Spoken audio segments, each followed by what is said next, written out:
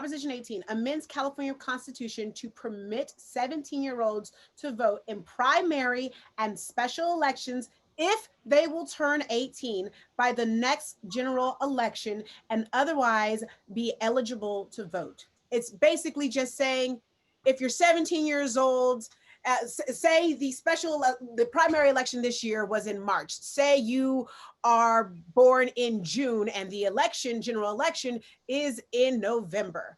Should you be able to, if you're 17 years old, should you be allowed to vote in March when you know that your birthday is in June, and by the time November comes around, you will be 18 and legally able to vote? Should you be able to vote in the primary election or special elections that happen within the year that you will be turning 18? Yes. Absolutely. Wait, there's a fiscal impact. There's a fiscal impact. Let's take a look at this fiscal impact. Increased statewide county costs, likely between the several hundreds of thousands of dollars and $1 million every 2 years. Increased one-time costs to the state of hundreds of thousands of dollars. Here's the reality. This fiscal impact is bullshit. Let me tell you why. Because you're going to send out those pamphlets in November when they turn 18 anyway.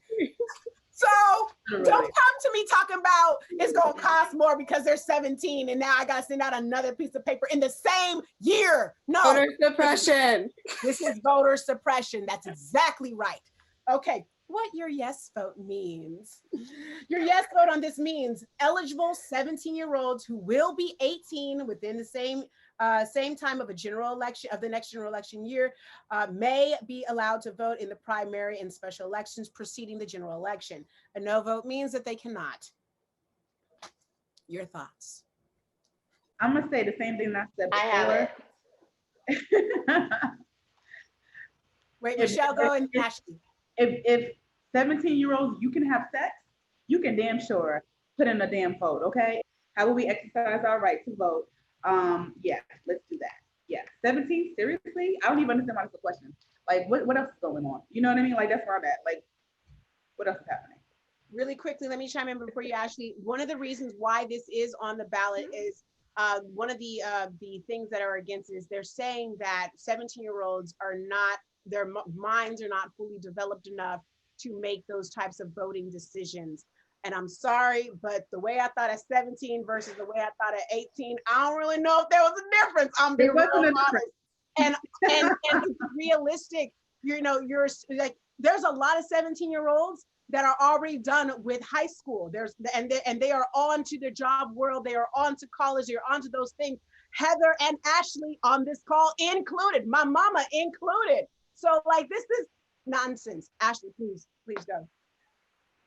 I just have to say that Yahir Shahidi, for her birthday, when she was still 17 years old, was still helping with voter registration, and planned that at 18, that on her 18th birthday would be a big, huge blowout party for her to help register her fellow 18-year-old that had just turned 18 in time for the election.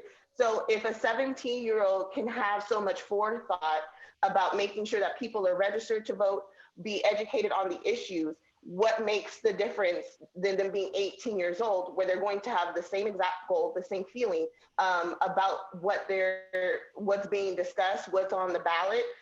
I mean, that to me, I was like, she was doing more than I was at 17. So if I can look at her and say a 17-year-old definitely will be able to make the decision and is involved enough to pay attention to what she's voting on, why is there the slight age difference of, well, you don't turn 18 for 2 months? Does that make sense? Agreed. Can we move on? Absolutely. Oh, yeah. Yeah. Oh, okie dokie.